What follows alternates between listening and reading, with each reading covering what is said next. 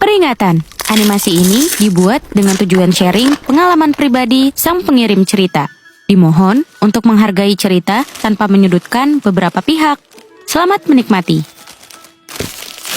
Kenalin, nama gue Ika dari Kalimantan Timur.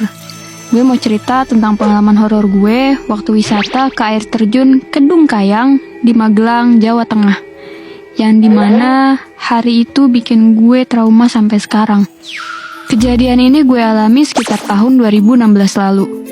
Waktu itu gue berniat kursus menjahit di Jawa Tengah. Di situ gue tinggal sama saudara dari ayah kurang lebih sekitar setahunan. Singkat cerita, gue kursus dan kerja di penjahit rumahan. Tapi bisa dibilang famous di daerahnya. Waktu itu hari Sabtu pagi, gue ada niatan ngajak temen buat refreshing dan mutusin buat pergi ke salah satu air terjun yang letaknya gak begitu jauh dari tempat gue tinggal.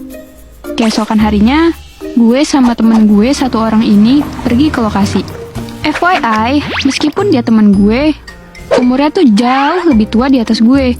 Ya, seumuran lah sama ibu gue. Gue manggilnya Mbak Ani.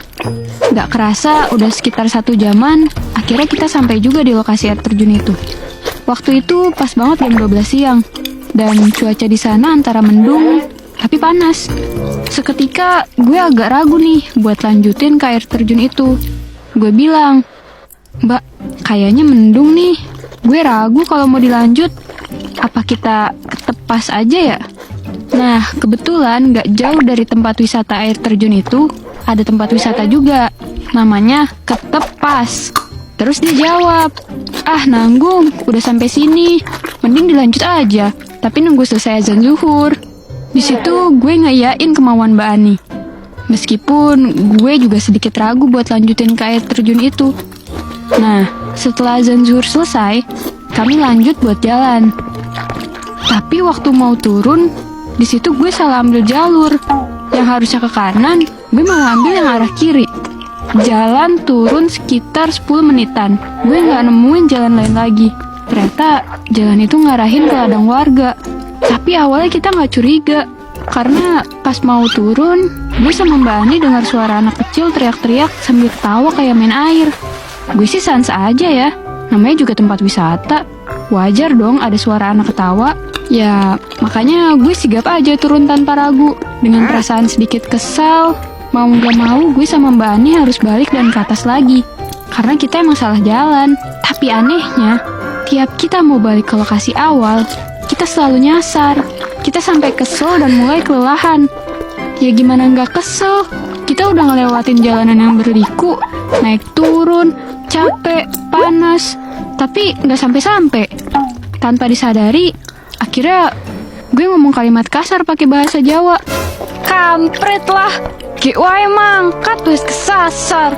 Jan, nek wani yo metu rene, gak usah nyesatke. Jangkrik." Terus Mbak Ani nepuk pundak gue.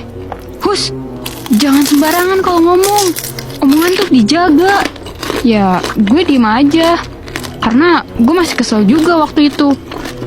Tapi emang saat kita lagi naik buat ke titik awal tadi, badan gue rasanya mendadak jadi berat banget. Serasa kayak lagi gendong orang gitu.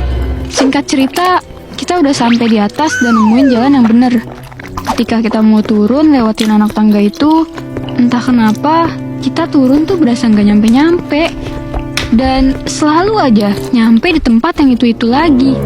Karena udah kesel dan campur aduk sama capek, kita akhirnya mutusin buat gak jadi turun karena cuaca gak mendukung. Soalnya udah mulai turun hujan. Akhirnya kita pilih untuk pergi ke Ketepas aja. Sekitar jam 3 sore, kita sampai di Ketepas. Di sana kita beli jajan, terus foto, dan menikmati keindahan suasana dataran tinggi. Berhubung cuaca mulai mendung, gerimis, berkabut, dan jam juga udah menunjukkan jam 5 sore, kita berdua sepakat untuk pulang. So, gue nganter Mbak Ani sampai rumahnya. Setelah itu gue pulang. Sesampainya di rumah, gue langsung mandi dan istirahat. Gak tahu kenapa, selepas gue pulang dari air terjun itu, badan gue rasanya pegel-pegel. Bahkan berat banget, mau tidur juga gak nyenyak. Besok paginya kayak biasanya, gue beres-beres rumah, terus OTW kerja dan pulang jam 5 sore. Singkat cerita, waktu itu udah jam 11 malam. Kayak biasa, gue ambil HP sama headset, terus setel musik dan tidur. Malam itu sekitar jam 12:15, gue kebangun karena gue ngerasain selimut ini ditarik sampai jatuh di bawah kasur. Awalnya sih gue positive thinking dan nggak begitu mikir. Tapi kok kayak ada yang aneh ya? Tiba-tiba badan jadi kaku kayak kanebo kering, berat dan panas. Gue kira itu karena efek kecapean. Terus akhirnya gue lanjut tuh buat selimutan lagi dan mulai mermin mata buat tidur. Baru aja mermin mata, belum ada 5 menit kejadian tadi terulang lagi. Selimut gue berasa ada yang narik sampai jatuh di bawah kasur. Di situ gue kaget banget. Dan pas gue coba beraniin ambil di bawah kasur, jantung ini ngerasa mau copot. Kaget bukan main. Tangan gue seolah ada yang narik dari kolong kasur. Sumpah, jelas banget. Gue lihat dengan mata kepala gue sendiri ada tangan pucat dan basah megang tangan gue. Spontan gue langsung narik diri dan menjauh dari kolong kasur. Harusnya gue teriak, tapi gue gak bisa ngeluarin suara. Dalam keadaan masih shock, gue coba pergi ke kamar mandi. Gue juga gak ngerti sih, kenapa lagi kayak gini malah pengen ke kamar mandi. Sialnya, semua lampu itu mati. Mau gak mau, gue harus nyalain lampu satu-satu biar gak gelap ke WC-nya. Tapi, karena gue males nyalainnya, gue cuma nyalain lampu bagian ruang makan